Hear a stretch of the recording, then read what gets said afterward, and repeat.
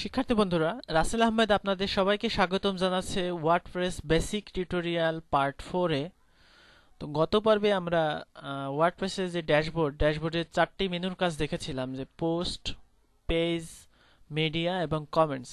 তো আজকে আমরা অ্যাপিরিয়েন্স মেনু থেকে শুরু করব। তো অ্যাপিরিয়েন্স মানে হচ্ছে চেহারা। তো আপনার সাইটের চেহারা কেমন হবে সেটা অ্যাপিরিয়েন্স নির্ধারণ করে। তো অ্যাপিরিয়েন্স থেকে যে থিমটা আছে, এখানে থিমে গেলে আপনি থিম যুক্ত করতে পারবেন। নতুন যদি থিম আপনি ডেভেলপ করলেন সেটা যুক্ত করতে পারবেন, বা ওয়ার্ডপ্রেস ডাইরেক্টরিতে যে থিম আছে সেটা যুক্ত করতে পারবেন, অথবা আপনি যদি কোথাও থেকে থিম ডাউনলোড করে থাকেন সেক্ষেত্রে সেটাও ব্যবহার করতে পারবেন। তো আমরা এখানে ইনস্টল থিমস, এখানে গেলে থিম ইনস্টল করতে পারবো। এখানে আমাদের যে ইনফরমেশনটা আছে, অর্থাৎ কারেন্ট যে থিমটা আমরা ব্যবহার করেছি সেই থিমটা এখানে দেখাচ্ছে। আর অ্যাভেলেবেল থিম, আপনি আর কোনো থিম ইনস্টল করেছেন কিনা সেটা দেখাবে এখানে। তো ডিফল্ট ভাবে আপনারা এই দুটোই পাবেন। তো আমি এখানে ইনস্টল থিমে যদি যাই, সেখানে অনেকগুলো মেথডে আমি থিম ইনস্টল করতে পারবো। যেমন এখানে সার্চ করলে আপনি যেটা লিখে সার্চ করবেন সেটা এখানে থিম শো করবে। অথবা আপনি যদি ফিল্টার চান, যেমন ব্ল্যাক থিম যদি আপনি চান, সেক্ষেত্রে ফাইন্ড থিমে গেলে ব্ল্যাক থিমগুলো পাবেন। অথবা এখানে বিভিন্ন অপশন আছে, সেগুলো ব্যবহার করে দেখবেন।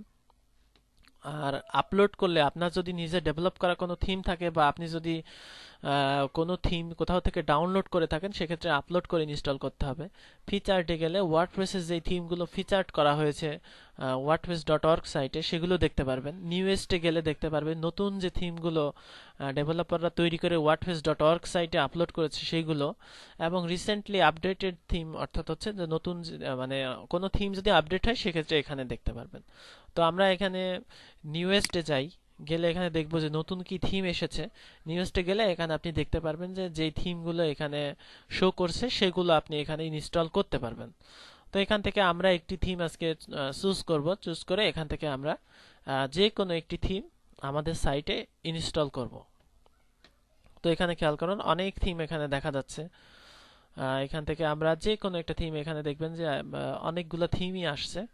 এখান থেকে আপনি আপনার পছন্দ মতো এখান থেকে, যেমন এখানে যে এই যে থিমটা আছে, সেই থিমটা আছে প্রপার্টি ম্যানেজমেন্টের জন্য। এখানে যে থিমটা আছে সেটা আছে বিজনেস থিম। এখানে যে থিমটা আছে সেটাও সেই ধরনের থিম। তো এইটা হচ্ছে ব্লগিং থিম, এটা হচ্ছে মিউজিক থিম।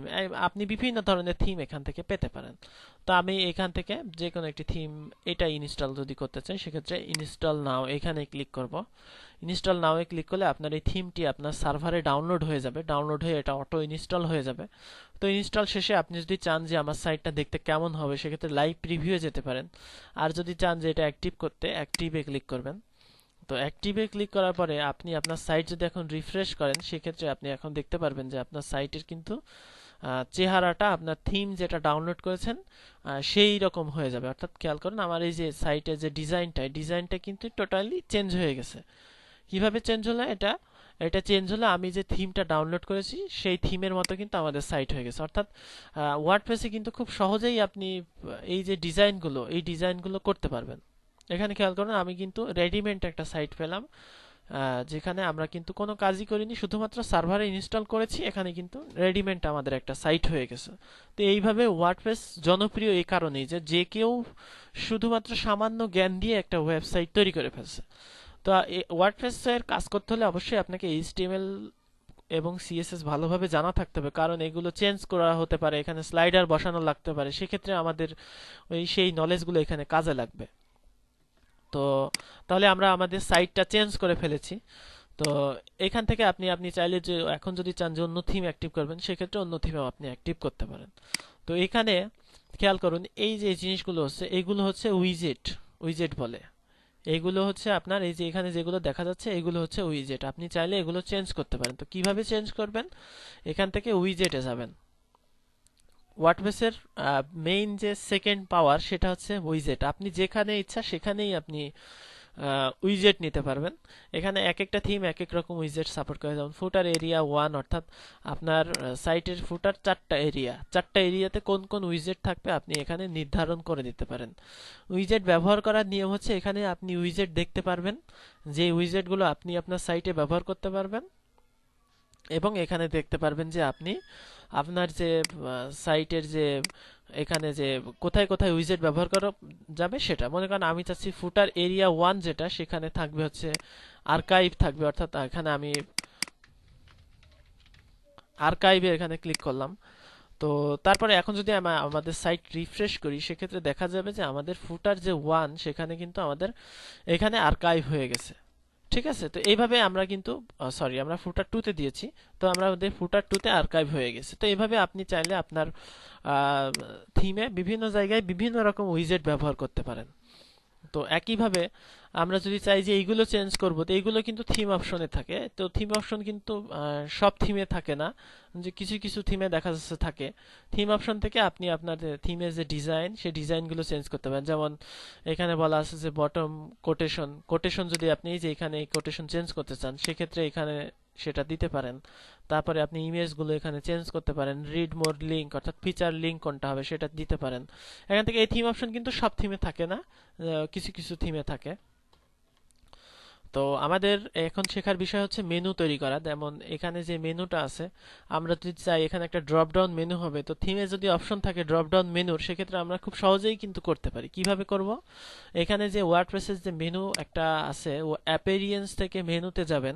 যাওয়ার পরে আপনি এখানে দেখতে পারবেন যে আপনার থিম মেনু সাপোর্ট করে কিনা। তো দেখতে হলে আপনাকে অবশ্যই একটা মেনু তৈরি করতে হবে। মনে করেন আমি যদি চাই যে হোম মেনু, এখানে এরপরে ক্রিয়েট মেনু, এখানে ক্লিক করলাম। ক্রিয়েট মেনুতে ক্লিক করার পরে এখান থেকে আমি এবার মেনু আইটেম যুক্ত করব। এখান থেকে অ্যাবাউট আস, স্যাম্পল পেজ, ক্যাটাগরিগুলো যুক্ত করব। এই জন্য অ্যাড টু মেনু, তারপরে এখানে এসে অ্যাড টু মেনু করলে এই মেনুতে যুক্ত হয়ে যাবে। তো আমি মনে করেন এখানে একটা মেনু চাচ্ছি যে ইম্পর্টেন্ট সাইট, এটারই কোনো ইউআরএল থাকবে না, তাই আমি হ্যাশ দিয়েছি। তো আমি চাচ্ছি যে এখানে প্রথমে থাকবে হচ্ছে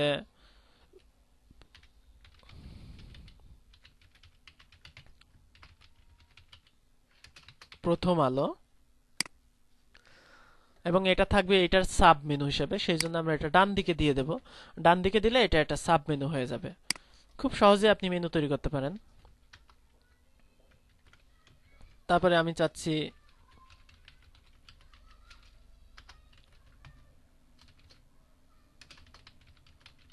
আর ফাউন্ডেশন, বা এভাবে আপনি বিভিন্ন সাইটে অ্যাড করতে পারেন।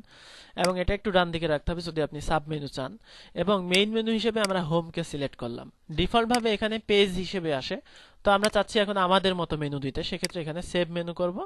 সেভ মেনু করার পরে আমরা এখান থেকে যদি এখন রিফ্রেশ করি, দেখা যাবে যে আমরা যেই মেনুটা তৈরি করেছি সেই মেনু হয়ে গেছে। এখানে খেয়াল করুন, আমরা যেই মেনু তৈরি করেছি সেই মেনু হয়ে গেছে। এই যে এখানে যে ড্রপ ডাউন মেনুটা, এটা কিন্তু মানে এই থিমের সাথেই আছে, অর্থাৎ এই যে ড্রপ ডাউন মেনুটা এটা কিন্তু হয়ে গেছে। তো এইভাবে আপনি কিন্তু খুব সহজেই আপনার সাইট ডিজাইন করতে পারেন। এখানে ক্লিক করলে প্রথম আলো ওপেন হবে, এখানে ক্লিক করলে rrfoundation.net ওপেন হবে, এবং কিন্তু এখানে ক্লিক করলে কিছু হবে না, কারণ এই মেনুটা আমরা ডেড রেখেছি হ্যাশ দিয়ে।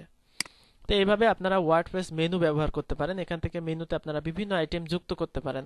এখানে কোনো আইটেম যদি না থাকে, স্ক্রিন অপশনে এখানে আছে, স্ক্রিন অপশনে গিয়ে আপনি এখানে ট্যাগও নিতে পারেন মেনুতে। আর এখানে যে অ্যাডভান্স অপশনগুলো আছে, লিঙ্ক টার্গেট, অর্থাৎ লিঙ্ক টার্গেট যদি নেন, সেক্ষেত্রে এই যে মেনুতে এই লিঙ্কটা নতুন ট্যাবে ওপেন হবে কিনা সেটা দেখানোর জন্য লিঙ্ক টার্গেট। আপনি যদি লিঙ্কের আলাদা ক্লাস দিতে চান, সেক্ষেত্রে সিএসএস ক্লাসেস ক্লিক করলে এখানে আরেকটা যুক্ত হবে।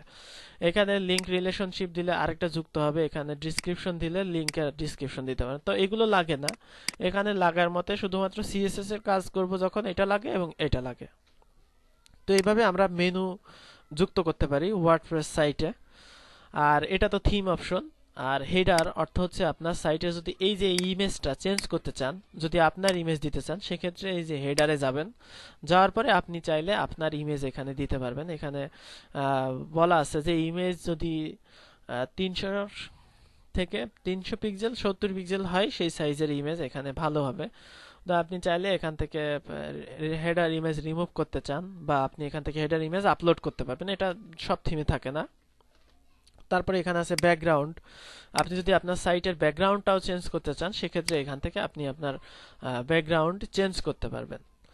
তারপরে এখানে যেটা আছে এডিটর, এডিটর অর্থ হচ্ছে থিমগুলো এডিট করার জন্য। এখানে থিম এডিটর ব্যবহার হয়, যে আপনি সিএসএস ফাইল চাইলে এডিট করতে পারেন। এখানে যে থিমের ফাইলগুলো আছে, তো এইগুলা যখন আমরা অ্যাডভান্স ওয়ার্ডপ্রেস শিখবো তখন এইগুলো এডিট করার চেষ্টা করব। তো তার আগে আপনারা ওয়ার্ডপ্রেসের যে থিমগুলো আছে সেই থিমগুলো এখানে প্র্যাকটিস করবেন। তো আমি এখন দেখাবো যে কিভাবে ডাউনলোড করা থিম ইনস্টল করতে হয়। তো ডাউনলোড করতে হলে আমরা wordpress.org এই ঠিকানাতে যাব। যাওয়ার পরে এখান থেকে থিমে যাব।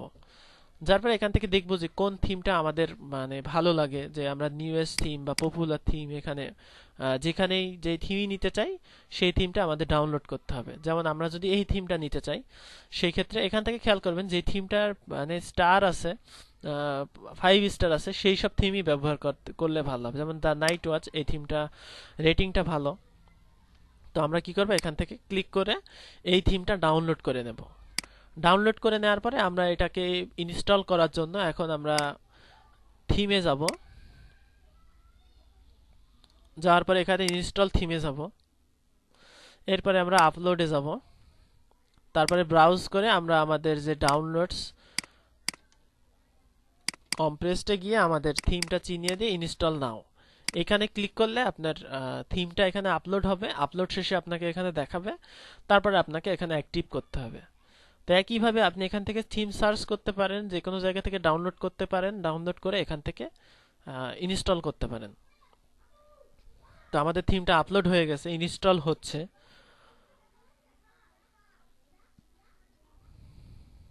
কোনো একটা কারণে এক্সট্রাক্ট হয়নি, যাই হোক আমরা এইভাবে ট্রাই করবেন। এটা ফ্রি হোস্টিং এ চলছে, তো এটা কিছু সীমাবদ্ধতা থাকবেই। তো এখানে দেখা যাচ্ছে ইনস্টল হয়ে গেছে, তো এখান থেকে আপনি অ্যাক্টিভ করে দেন। অ্যাক্টিভ করার পর আপনি এখন আপনার সাইট যদি ভিজিট করেন, দেখবেন যে নতুন থিমে আপনার সাইট কিন্তু এখন নতুন আরেকটা থিমে ইনস্টল হয়ে গেছে। তো একইভাবে আপনি এটাতে আপনার উইজেট সেটআপ বা অন্যান্য যে অপশনগুলো, সেই অপশনগুলো আপনি এখান থেকে সেট করতে পারেন। অর্থাৎ এই থিমের কিন্তু কোনো থিম অপশন নেই, খেয়াল করুন। এটা যে মেনু আছে, সেই মেনুটা আপনাকে নতুন করে আবার চিনিয়ে দিতে হবে। অর্থাৎ আমরা যে আগে থিমের জন্য তৈরি করেছিলাম, সেটা যদি এখান থেকে ব্যবহার করতে চাই, তাহলে এখান থেকে নতুন করে মেনু তৈরি করা লাগবে না। হোম মেনু সিলেক্ট করে এখানে সেভ করব। সেভ করলে এখানে দেখা যাবে যে আমরা আমাদের সাইটে আমরা যে মেনু করেছি সেই মেনু কিন্তু হয়ে গেছে। তো এইভাবেই ওয়ার্ডপ্রেস দিয়ে খুব সহজেই আপনি একটি সাইট ডিজাইন করতে পারেন। খুব অল্প জ্ঞান নিয়েই ওয়ার্ডপ্রেস কাজ করতে পারেন। তো আগামী টিউটোরিয়ালে আমরা দেখব যে কিভাবে প্লাগইন, ইউজার টুলস এবং সেটিংস এই কাজগুলো করা হয়। তো ধন্যবাদ সবাইকে আজকের টিউটোরিয়ালের জন্য।